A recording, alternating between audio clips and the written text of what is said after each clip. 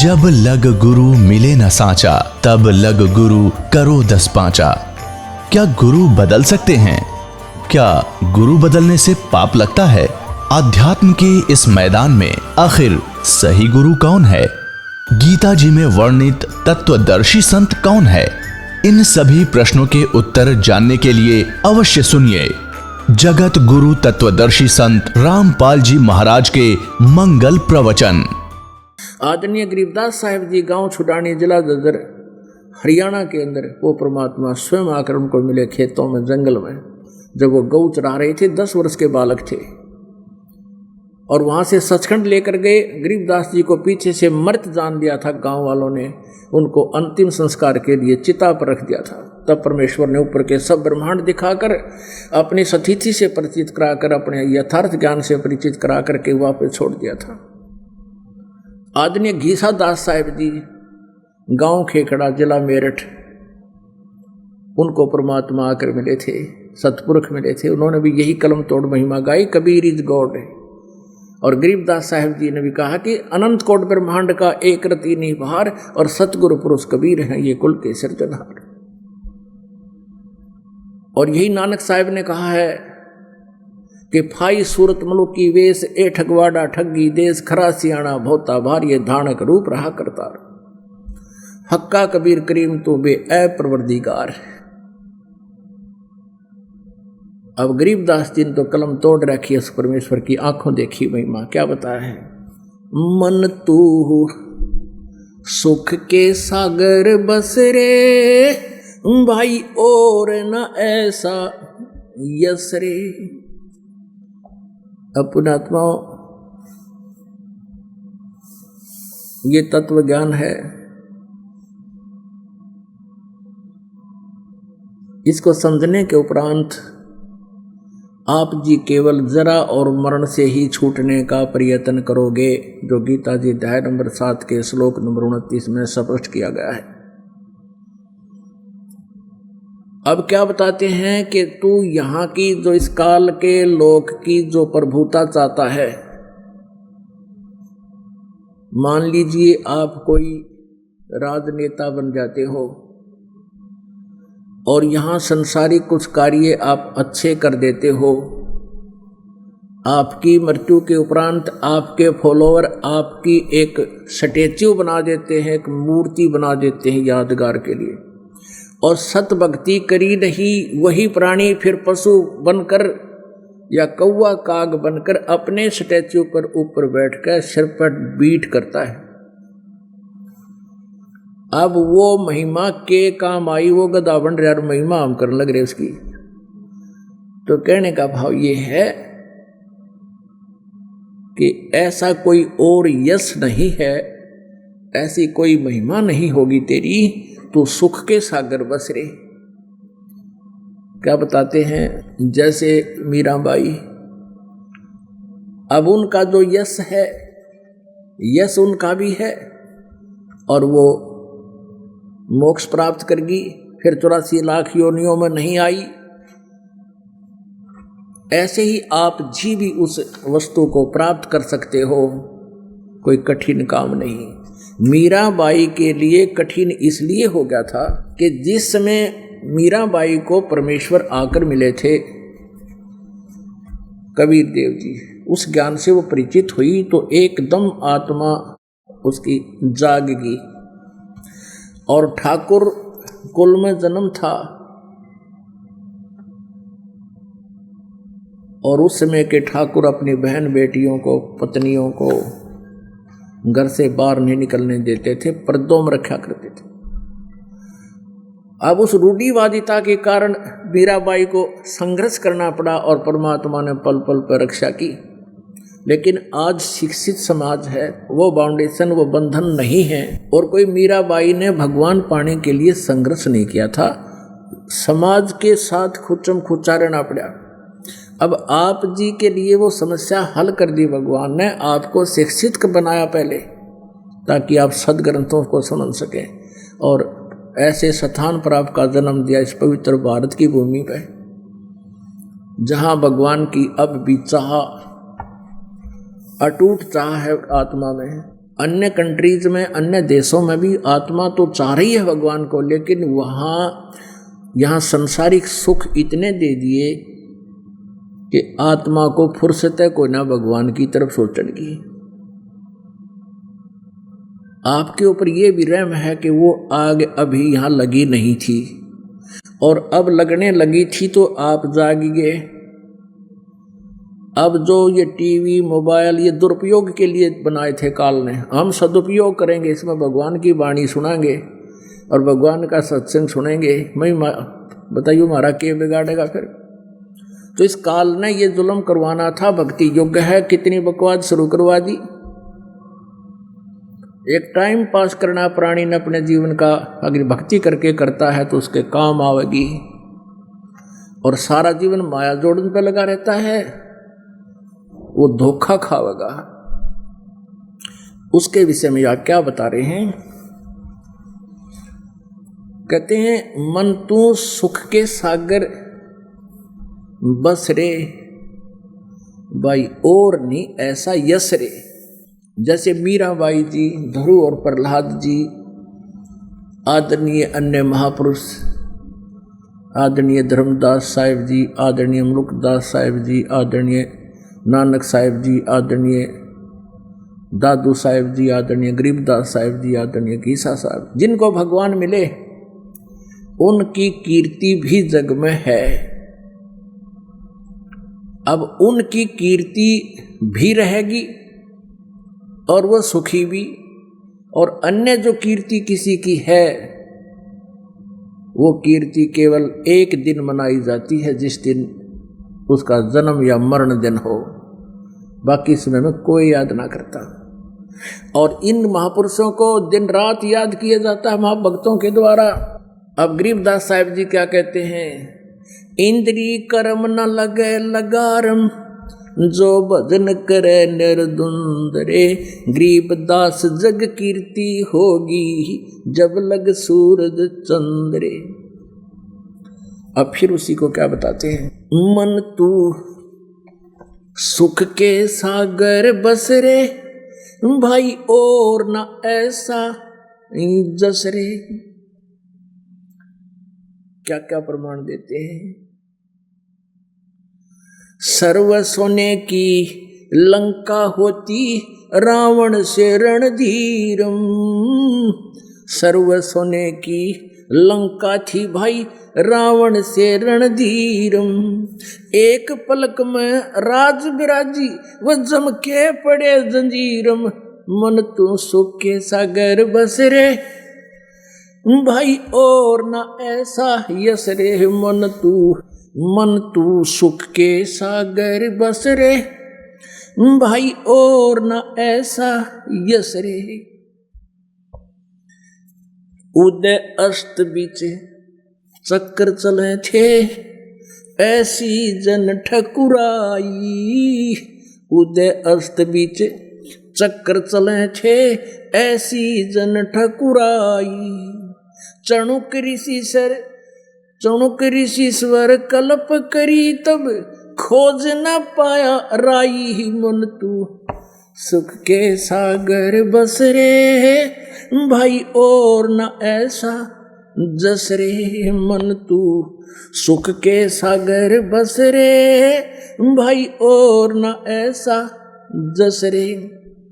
दुर्योधन से राजा होते संग इकोतर भाई। दुर्योधन से राजा होते संग इकोतर भाई। 11 अक्षोणी संग चले थी, देही गीद ना खाई। मन तू सुख के सागर बस रे भाई, और ना ऐसा जस रे। मन तू सुख के सागर बस रे भाई, और ना ऐसा यस रे। 60,000 सगड़ के होते कपिल मुनीश्वर खाए। 60,000 सगड़ के होते कपिल मुनीश्वर खाए। एक सपुत्र उत्तान पात का, परमात्म पद पाए। मन तू सुख के सागर बस रे भाई और न ऐसा यस रे मन तू। सुख के सागर बस रे भाई और न ऐसा यस रे। राम नाम प्रहलाद पढ़े था, राम नाम प्रहलाद पढ़े थे, हिरण्यकशिपु ना भाई। राम नाम प्रहलाद पढ़े थे, हिरण्यकशिपु ना भाई। नरसिंह रूप धरे नारायण, खम्भ पाड़ के आए मन तू। सुख के सागर बस रे भाई और न ऐसा यस रे। भाई नामदेव नाम प्रभु का जपते, जाकी छान छवाई। नामदेव नाम प्रभु का जपे थे, जाकी छान छवाई। एक पलक में देवल फेरा, वह मृतक गऊ जवाई मन तू। सुख के सागर बस रे भाई और न ऐसा यस रे मन तू। सुख के सागर बस रे भाई और न ऐसा यस रे। काशीपुरी कबीरा होते, ताही लखोरे भाई। काशीपुरी कबीरा होते, ताही लखोरे भाई। बन के सो बनजारा उतरे, 9 लख बालद आई मन तू। सुख के सागर बस रे भाई और न ऐसा यस रे। कनक जनेऊ कंद दिखाया, भक्ति करी रविदासा। भाई कनक जनेऊ कंद दिखाया, भक्ति करी रविदासा। दास गरीब कौन गति पावे, वो मगहर मुक्त विलासा मन तू। सुख के सागर बस रे भाई और न ऐसा जस रे। अब यहाँ क्या बताया पुण्यात्माओं, इस आत्मा के ऊपर काल के इन 3 गुणों का, रजगुण ब्रह्मा जी, सतगुण विष्णु जी, तमगुण शिव जी के अंदर से एक एक गुण की तरंगे निकल रही हैं ऑटोमेटिकली। जिस प्रकार मिर्च होती है, मिर्च, अब जैसे ब्रह्मा जी, विष्णु जी, शिव जी अपनी राजधानियों में रहते हैं, ये ऊपर अलग अलग इनके लोक हैं, ब्रह्मापुरी, विष्णुपुरी और शिवपुरी। शिवलोक, ब्रह्मालोक, विष्णु का लोक, ये वहां रहते हैं। और इनके शरीर से निकल रहा रेंज या तरंग, वो गुण इन 3 लोक के प्राणियों को प्रभावित कर रहा है। स्वर्गलोक में, पृथ्वीलोक पर और नीचे पाताल लोक पर। अब जैसे किसी रसोई के अंदर छौंक लगाया जाता है मिर्चों का, अब मूल वस्तु, सरगुण वस्तु तो रसोई में, उसकी जो निराकार प्रभाव है वो पहुंच गया दूसरे मकान के अन्य कक्षों में। वहां बैठे व्यक्तियों को भी छींकें आ रही हैं, उसका प्रभाव उनके ऊपर हो रहा है। अब छींक आवे, उनको रोकना जीव के बस का नहीं। अब वो छींकों का कारण कौन है? वो मिर्च है। उदाहरण समझकर आगे सुनिए तत्व ज्ञान को।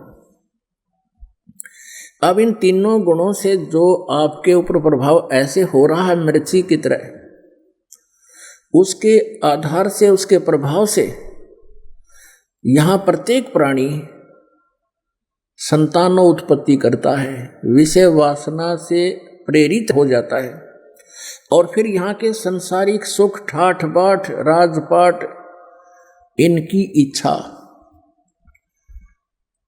इस रजोगुण के इंजेक्शन के कारण ही ये चाहता है।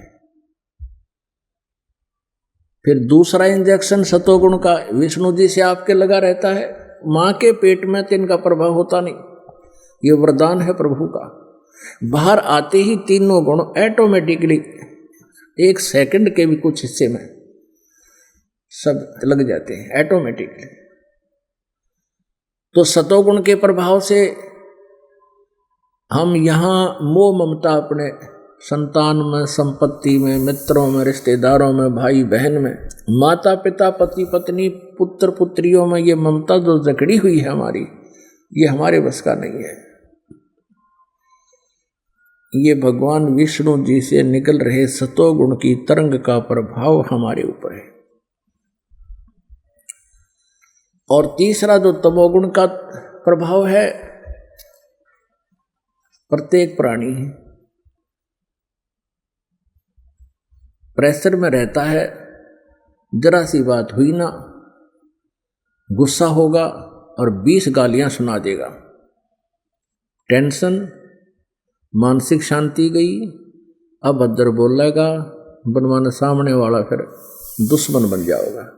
अब परमेश्वर कबीर देव जी ने आकर के इसकी एंटीबायोटिक औषधि दी है हमारे को, अपनी अमृतवाणी। अब उसके अंदर ये क्या बताया है, सर्व सोने की लंका होती रावण से रणधीरम, एक पलक में राज विराजी वो जमके पड़े जजीरम, मन तू सुख के सागर बस रे भाई और न ऐसा यस रे। ये एंटीबायोटिक दी परमात्मा ने हमारे को, ताकि ये नशा हल्का हो जाए, इनका प्रभाव खत्म हो, निष्क्रिय हो। क्या बताते हैं, आप तो क्या बना लोगे, कोठी बना लोगे, 2 मंजिल 3 मंजिल 4 मंजिल की बना लोगे, 1-2 और की व्यवस्था हो जाएगी, घना सेठ होगा, तो कोई फैक्ट्री लगा लोगे और घना 1 अरब 2 अरब 10 अरब खरब 10 खरब मान ले इकट्ठी भी कर ली, सारे जीवन में डले डो गया माया। अब क्या बताते हैं, रावण ने तो अपने महल बना रखे थे सोने से, जैसे हम ईंटें बना रहे हैं गारा की, सोने की ईंटें बनाकर महल बना रखा था, और सोने की गारा थी वो उसके सेट करने के लिए। और रावण की मंडियों में ऐसे हीरे और मोती बिका करते थे जैसे करनाल की मंडी में धान बिके। इतना सेठ था वो, इतना धनी था। और के ले गया बताओ, कहते हैं ओए होए, सर्व सोने की लंका थी और रति ने सोना मुख,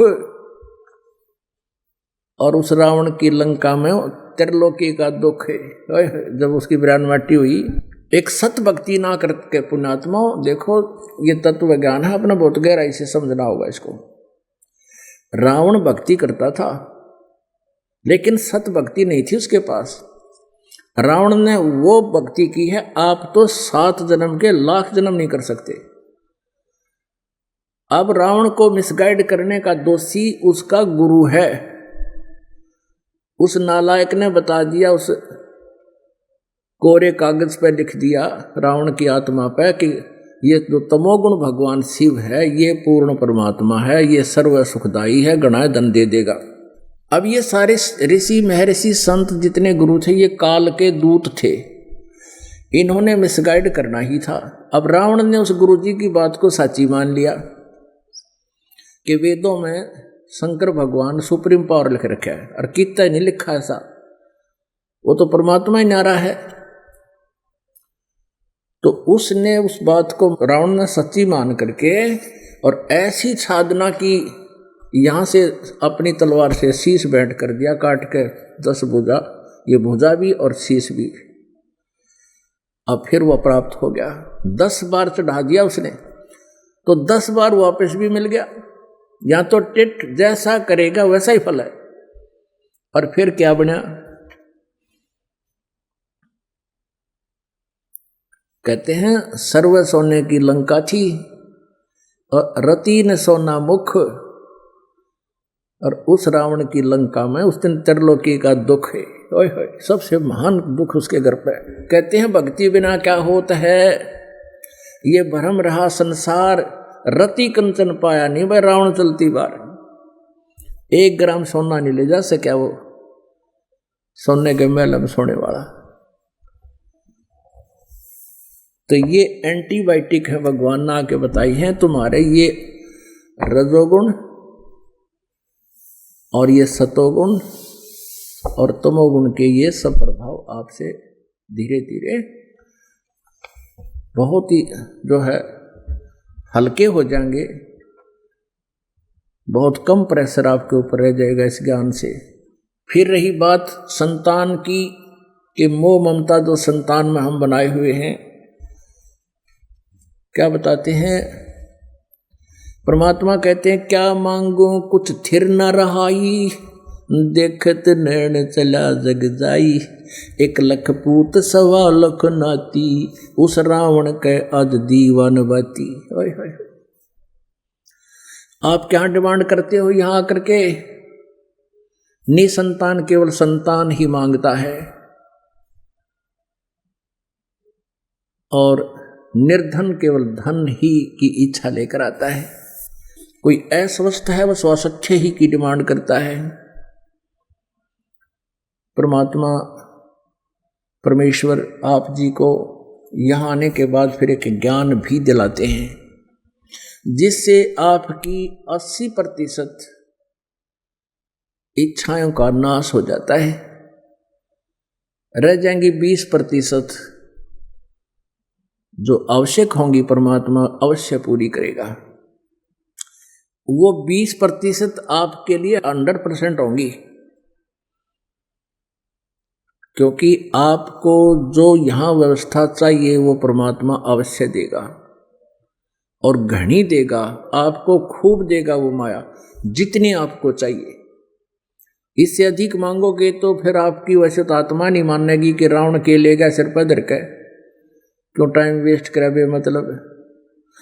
और एक इस अध्यात्म ज्ञान से आप परिचित हो जाओगे, जैसे गीता जी अध्याय नंबर 7 के श्लोक 29 में कहा है कि उस तत्व ब्रह्म तय, और इस तत्व ज्ञान से, अध्यात्म ज्ञान से और सभी कर्मों से जो परिचित हो जाएगा, वो फिर जन्म मृत्यु से छूटने का प्रयत्न करेगा, यहाँ की बकवादा नहीं चाहेगा। उसके लिए उदाहरण है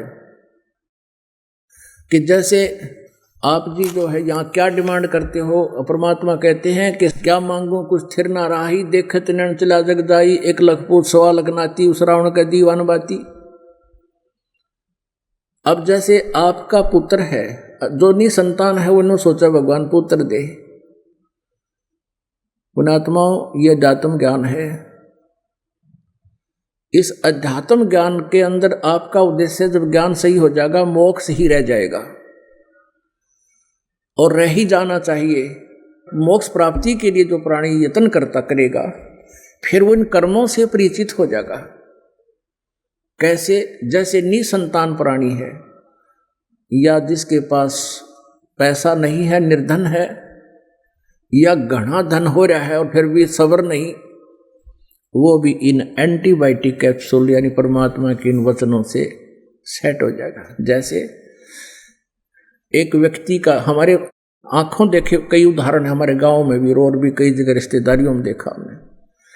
पिताजी ने सारी उम्र पशु की तरह काम किया, धन जोड़ जोड़ कर बच्चों के लिए रख दिया, और बच्चे ही से निकम्मे हो गए। क्यों न बना बना धन पा गया, लगे बकवाद करन, शराब पीन, मोटर, फिर कार ले ली, जीप ले ली, दे एक्सीडेंट, किसी की टांग टूट गई, कोई मर गया। और वो सारी उम्र जो पशु की तरह कमा कर जोड़ जोड़ कर धरा था, वो बैठ कर रोवे, फिर वो बालक मानने को नहीं। परमात्मा ने सबकी किस्मत में लिखा हुआ है, अपना संस्कार लेकर बच्चा उत्पन्न होता है, बेटा या बेटी। ये आप नोट कर लियो, वेरी इंपॉर्टेंट पॉइंटों में। और उनका संस्कार ही उनको मिल पाएगा, उससे ज्यादा आप कितनी व्यवस्था कर लियो उनके पास नहीं रहेगा, यदि उनके भाग्य में नहीं होगा। और आपके कर्म बिगड़ेंगे, भगवान की भक्ति कम करके माया जोड़ने में लगे रहोगे। यदि बच्चों को भी आप परमात्मा से जोड़ दोगे, इस कबीर भगवान से, तो इस परमात्मा की एक और खासियत है, एक विशेष गुण है इसके अंदर। परमात्मा में एक विशेष इसका विधान है कि आपके भाग्य में नई वस्तु होगी और आपके लिए आवश्यक होगी, ये भगवान नई लिख देगा। और यहाँ कोई भी आपके प्रारब्ध में परिवर्तन नहीं कर सकता। ना ब्रह्मा जी कर सकते, ना विष्णु जी कर सकते, ना शिव जी कर सकते, क्योंकि ये स्वयं भी अपने किए हुए कर्मों के फलों को भोगने के लिए रह रह कर जन्म ले लेकर पूरा करते रहे। जैसे विष्णु जी को श्राप दिया था नारद जी ने कि तू आजीवन अपनी पत्नी के योग में बितावेगा पृथ्वी पर। उसी आधार से राजा दशरथ के घर जन्म हुआ विष्णु जी का, श्री राम रूप में आजीवन सीता के वियोग में मर ही गया, मिलन नहीं हुआ। बाली मारा था सुग्रीव का भाई रामचंद्र के रूप में धोखे से, तो श्री कृष्ण जी के रूप में वही आत्मा विष्णु की अवतरित जन्म हुआ वासुदेव के घर देवकी जी के गर्भ तय। फिर बाली वाली आत्मा एक शिकारी बना श्री कृष्ण जी के पैर में तीर मारकर उनका वध किया, टिट फॉर टैट पूरा किया। तो ये भगवान अपना भी कर्म दंड नहीं समाप्त कर सकते, अपना भी कर्म किया जो मस्तिष्क में लिखा हो भोगना ही पड़ेगा। अन्य का तो ये करा ही नहीं सकते, फिर किसी प्रकार भी दूर नहीं कर सकते, छुटा नहीं सकते उससे। तो इस प्रकार ये पूर्ण परमात्मा जो है कबीर भगवान, ये आपके प्रारब्ध के सभी संस्कारों को जो आपको हानिकारक होंगे नष्ट कर देंगे। मासा घटे न तिल बधे, विद ना लिखे जो लेखे, और सच्चा सतगुरु मेट कर ऊपर मार दे मेघ। फॉर एवर मेघ मारना, फॉर एवर कैंसल, दोबारा बोए नहीं जाम इसे कर दे। और वैसे तो एक मासा घटे ना तिल बढ़े, जो लिख दिया उसमें कोई अंतर कोई भी भगवान नहीं कर सकता, ना ब्रह्म कर सकता, ना परब्रह्म कर सकता। ब्रह्म को सरपुरुष भी कहते हैं, परब्रह्म को अक्षर पुरुष भी कहते हैं, लेकिन परम अक्षर ब्रह्म ही कर सकता है। तो यहाँ अध्यात्म ज्ञान से जब आप परिचित हो जाओगे तो फिर आप इस माया की हवस में अपना जीवन नष्ट नहीं कर सकते। आप भक्ति करना और फिर देखना वो समर्थ भगवान है, अन्य प्राणियों से आपको अधिक धन भी देगा यहाँ पर, लेकिन आपको इतना ज्ञान भी देगा कि इस माया को तू अपना मत समझना, तेरी दुश्मन हो जाएगी, क्योंकि फिर आशा रह जाएगी, यही फिर जन्म हो जाएगा।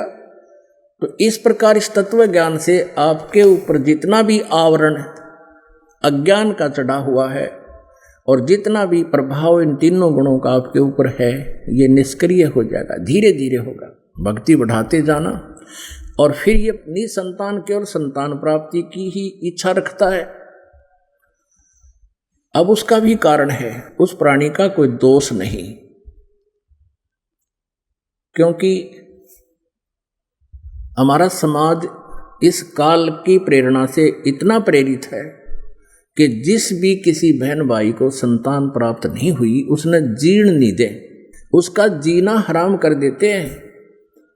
कोई तक कहेगा कि तो बेऔलाद है, इसका सुबह सुबह माथा ना देखना। यहां तक भी इन नकलियों ने हमें मूर्ख बना रखा है। और फिर जैसे कोई रिश्तेदार आता है, दूर की रिश्तेदारी का, पूछता संतान है कोई बहू पे, तो कहते नहीं, कितनी वर्ष हो गए विवाह को? 10 वर्ष हो गए।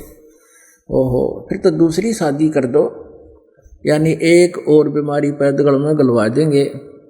वह बहन रोए कि एक और आओगी छाती पे, और उसका ना हुए जब क्या करेगा, एक और जुड़ गया। तो कहने का भाव ये है कि हम फिर इस ज्ञान के आधार से ये मुसीबतें मोल नहीं लेंगे, भगवान पर विश्वास करेंगे। यदि परमात्मा चाहेगा कि आपके हित में है तो संतान अवश्य देगा। यहाँ आपको दिखा दें, एक का 27 साल में जो ने पुत्र दिया,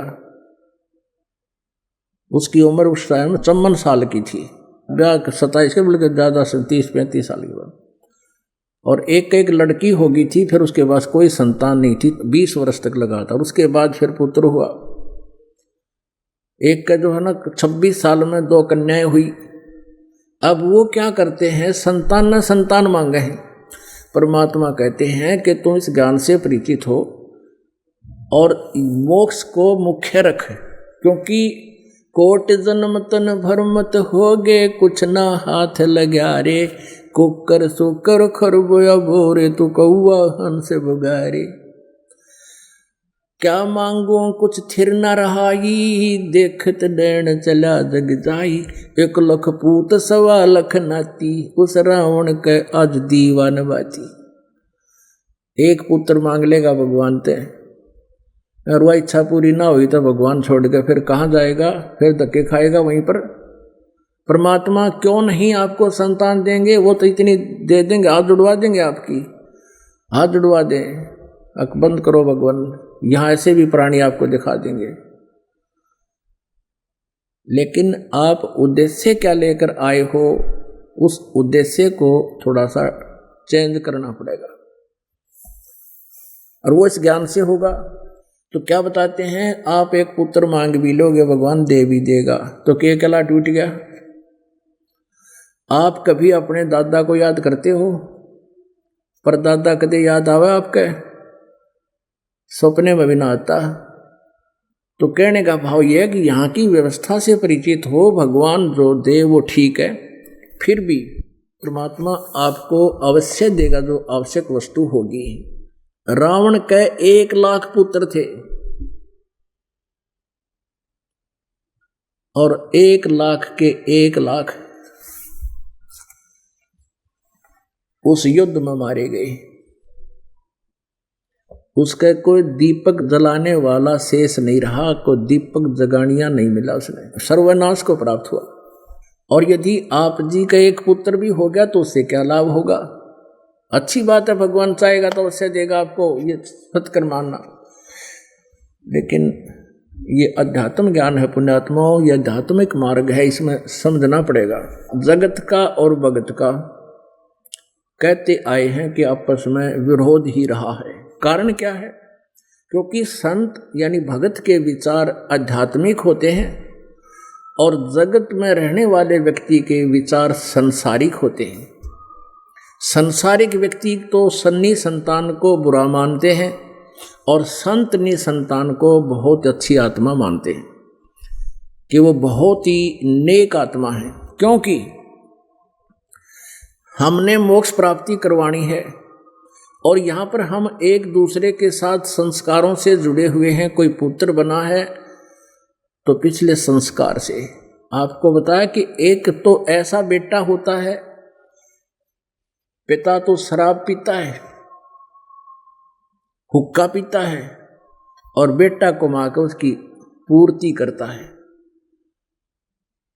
और ना उसको शराब के पैसे मिले 36 गाल सुनाता है, गाली देता है बेटे को, और बेटा फिर उसको पिता को दे रहा है। तो वो पुत्र जब कभी पिता था उस पिता का, कभी वो पुत्र उस पिता का पिता था, तब उसने ऐसा ही उसके साथ किया था।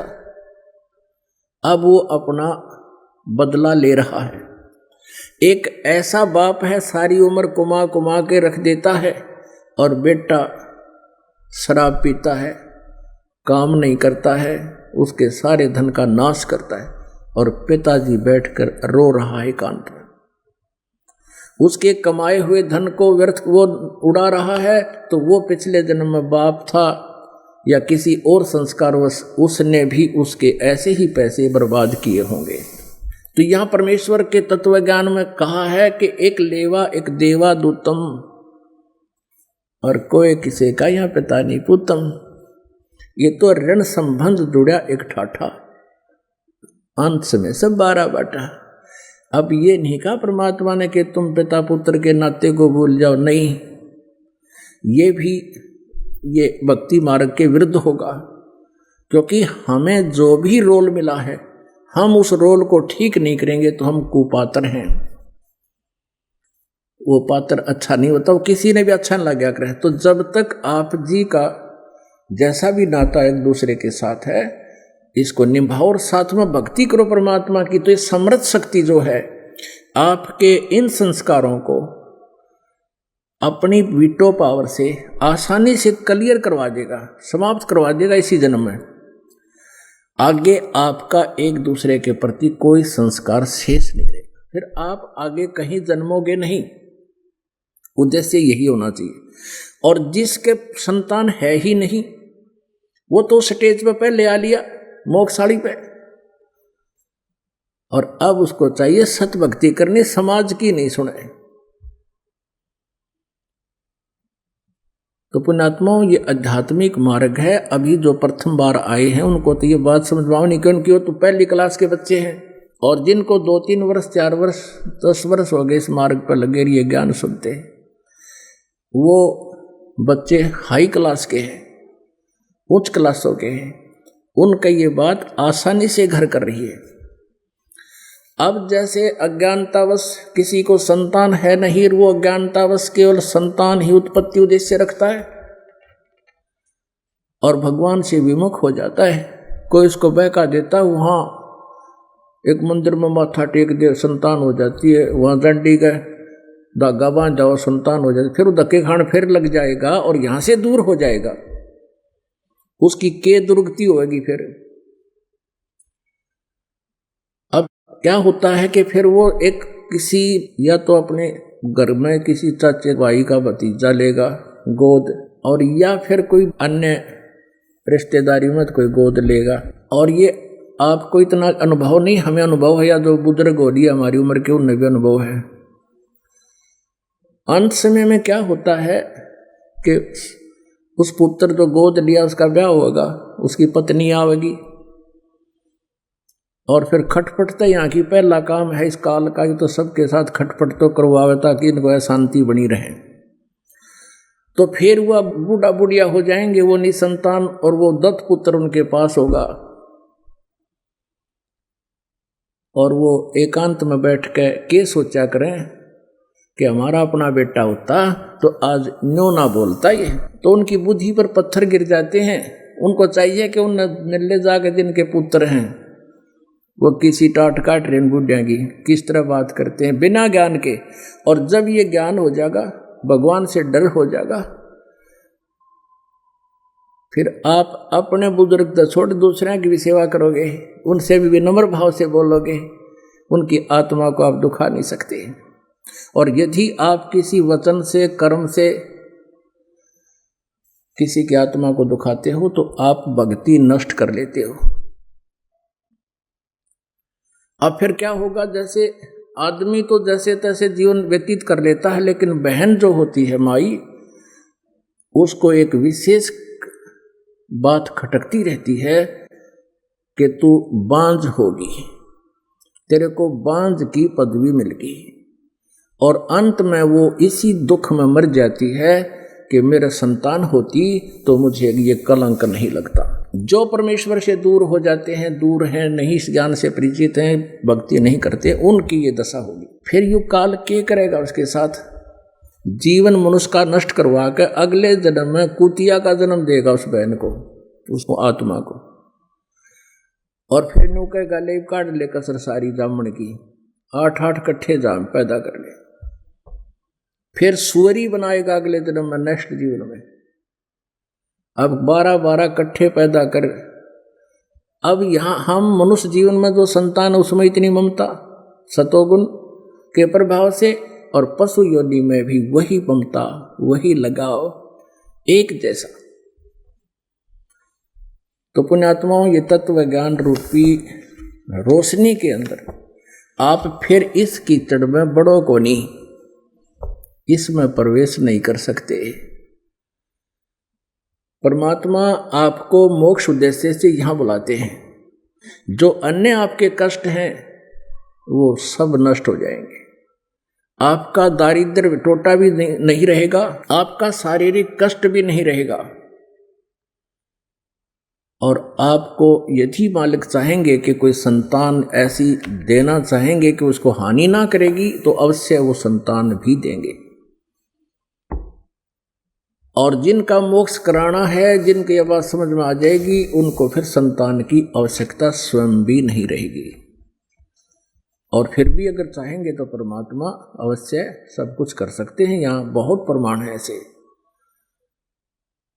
क्योंकि जब तक आदमी पहली बार आता उसको ज्ञान नहीं होता, कितना कह ले, कितना सुना ले। धीरे धीरे भक्ति बढ़ेगी, भक्ति से अंदर का मैल साफ होता है, अंदर की जो आत्मा पर रंग चढ़ गया इस काल का वो खत्म होता है। फिर ये एकदम जच जाती है ये बातें और परमात्मा सब कुछ आपको देगा जो आवश्यक और भक्ति बाधक ना हो। अब क्या बताते हैं, क्या मांगो कुछ थिर न रहाई, देखत नैन चला जग जाई, 1 लख पूत 1.25 लाख नाती, उस रावण के दीवान बाती, आवत संग ना कोई जात संगाती, क्या भया दर बांधे हाथी, कह कबीर अंत की बारी, जैसे हाथ झाड़ कर चला जुआरी।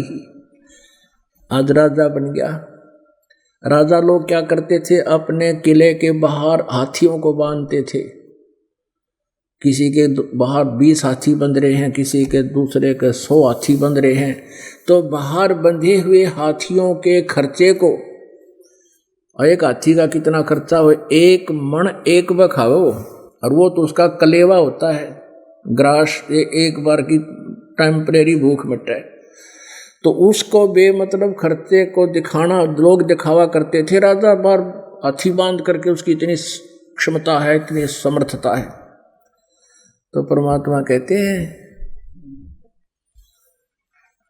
आवत संग ना कोई जात संगाती, ना तो तेरे साथ कोई जन्म लेकर आया था, और ना मरेगा जब कोई साथ जाएगा। ना कोई बेटा साथ जाएगा, ना बेटी जाएगी, ना पति ना पत्नी। तो परमात्मा कहते हैं, जब तू इस संसार को छोड़कर जाएगा, आज तो हम सभी अपने परिवार में कति मस्त हैं, और जब ये पता लग जाए कि इसको ये बीमारी बन गई, ऐसा रोग हो गया, फिर देखो उसकी स्थिति क्या होगा उसके साथ। तो परमात्मा कहते हैं, हिड़की दे दे रोएगी सुरता जब तू चल लेगी अकेली। जिस परिवार के लिए तने सारा जीवन, जिस संपत्ति संतान के लिए सारा जीवन नष्ट कर दिया, अपना मान कर सोच दिया मैं अड़े रहूंगा, यहीं रहूंगा। कहते हैं हिड़की दे दे के टक्कर मार मार कर रोएगी जब तू चल लेगी अकेली। आत्मा को निकाल लेते यम के दूत, शरीर से बाहर काट कर छोड़ देते, पटक देते, फिर ये बाहर घूमता है, क्योंकि वो सूक्ष्म शरीर है, वो चरम दृष्टि से विजिबल नहीं होता। अब वो देखता है इधर उधर, वही खड़ा कर देते हैं, और वो सब के पास कहता, मैं, मेरे से बात कर, मैं ये रहा, क्यों रो रहे हो, मैं ये रहा। उनको सुनता नहीं, वो बोल रहा है। फिर यम के दूत कहते, आ जाए हमारे साथ, आ जाए। अब तनते पछाड़ते भी को ना। और फिर क्या करते हैं, जब 100 को बाहर निकाल ले जाते हैं अंतिम संस्कार के लिए, बारने में लोहे की कील गाड़ देते हैं, कहते फिर ना आ जा, और तू न्योखा मेरा घर है तरह के। जब किसी आंख फूट रही, लोहे की कीलें पड़वा के गाड़ दिया करते पहले, कि कदे फिर वापस ना आ जा पिताजी, और तू अपना घर मान रहा था उसने। तो ऐसी कुछ देखकर भी हम नहीं समझ पा रहे थे, ये हमारी जीव संज्ञा की सोच और विवस्था थी। अब ये ज्ञान भगवान ने दिया। आप जब नाम से जुड़ जाओगे, आपको शक्ति भगवान देगा, इस सभी समाज और संघर्ष, इन अज्ञानता और इन समस्याओं से संघर्ष करने की भगवान शक्ति देगा।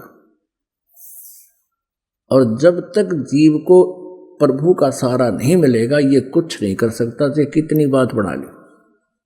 ठीक है, पिछले जन्म का कोई शुभ संस्कार है, चाहे राष्ट्रपति बन जा, और चाहे सारी पृथ्वी का राजा बन जा, अंत में वह वीरान माटी होगी। जैसे कहते हैं, अंत में कहे कबीर अंत की बारी, जैसे हाथ जाड़ के चला जुआरी। एक आर्या हुआ जुआरी क्या होता है, जिसने लाखों रुपये नाश कर दिए जुए में, वो नो हाथ मारता जाया करे, तेरे की नाश हो गया, बीतना तो बतलाया करे, ले मैं ना लाऊं यो दाओ तो इतने पैसे बच जाओ, ईब के बच्चे था, नाश से कर दिया सारा। तो अब है वो बचने और बचाने का समय। तो क्या बताते हैं,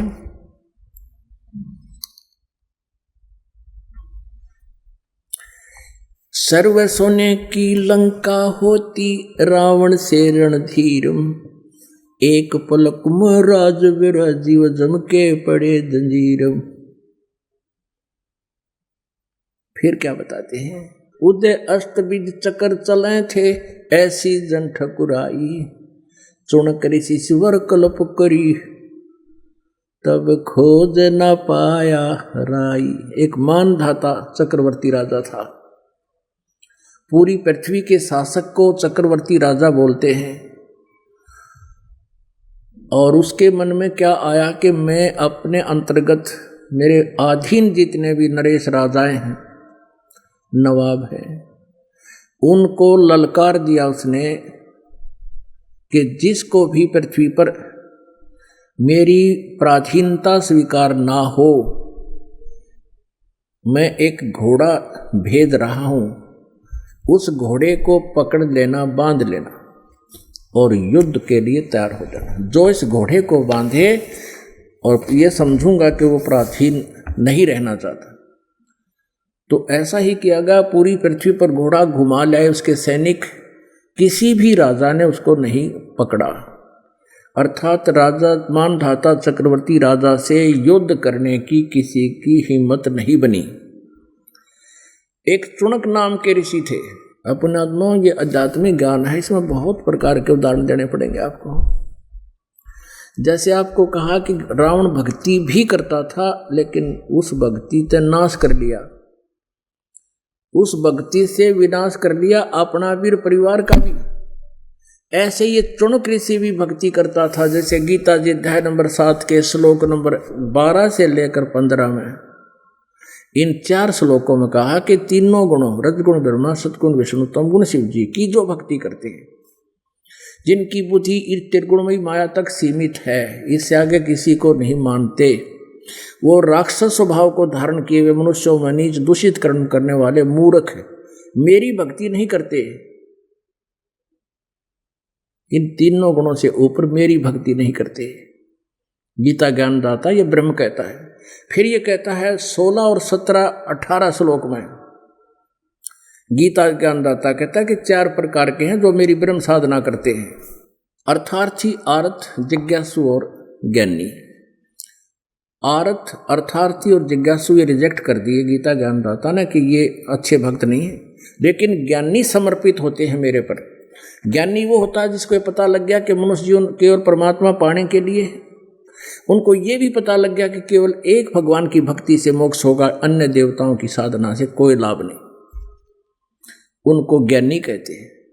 7वें अध्याय के 18वें श्लोक में गीता ज्ञानदाता कहता है ये ज्ञानी आत्मा है तो अच्छी, उद्धार हैं, समर्पित हैं, ये मुझे अच्छी लगती है क्योंकि ये अन्य देवताओं की पूजा छोड़कर ब्रह्म साधना पर लगी हैं। लेकिन ये तत्वदर्शी संत ना मिलने के कारण ये ज्ञानी आत्मा, उद्धार आत्मा भी मेरे वाली अनुत्तम साधना में ही आश्रित रहे, मेरी घटिया साधना में, ब्रह्म साधना में आश्रित रहे। क्योंकि जब तक जन्म और मृत्यु है, शांति नहीं हो सकती, मोक्ष नहीं हो सकता, सुख नहीं हो सकता। तो गीता ज्ञानदाता 4 अध्याय के 5वें श्लोक में, 9वें श्लोक में, 2 अध्याय के 12वें श्लोक में, 10वें अध्याय के 2 श्लोक में कहता अर्जुन तेरे और मेरे बहुत जन्म हो चुके हैं, तो नहीं जानता, मैं जानता हूं। जब तक जन्म और मृत्यु है तो सुख नाम की चीज नहीं। परम शांति के लिए 18वें अध्याय के 62वें श्लोक में कहा कि तू सर्वभाव से उस परमेश्वर की शरण में जा जो गीता ज्ञानदाता से अन्य है।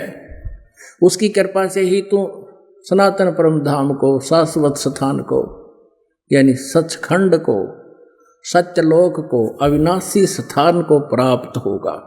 गीता जी अध्याय नंबर 15 के श्लोक 1 से 4 में स्पष्ट कर दिया है, तत्वदर्शी संत की पहचान बताई है। और उसके पश्चात परमेश्वर के उस परम पद की खोज करनी चाहिए जहाँ जाने के बाद फिर लौटकर संसार में प्राणी कभी नहीं आती। तो यहाँ गीता जी अध्याय नंबर 7 के श्लोक नंबर 18 में गीता ज्ञानदाता कहता है कि ये ज्ञानी आत्मा है तो अच्छी आत्मा, परमात्मा पाने के लिए जीवन में उछावर कर दिया, मरे चाहे जीवन भूखे प्यासे बैठे रहे, भक्ति करते रहे, ओम नाम का जाप, जैसा इनको पता था। इन्होंने ब्रह्म को सुप्रीम पावर मान रखा था। ब्रह्म से ऊपर तो बहुत बड़ी पावर है अक्षर पुरुष, फिर परम अक्षर पुरुष, ओवरऑल कंट्रोलर, उसकी भक्ति का इनको पता नहीं लगा, जिस कारण से साधना करके भी व्यर्थ रही, इनका जीवन नष्ट कर लिया इन्होंने। तो वो काल की भक्ति कर रहे थे, ब्रह्म साधना कर रहे थे। चुनक ऋषि उन उद्धार आत्माओं में से था जो गीता ज्ञानदाता कहता ये है तो अच्छी, लेकिन मेरे वाली घटिया साधना में आश्रित रहे।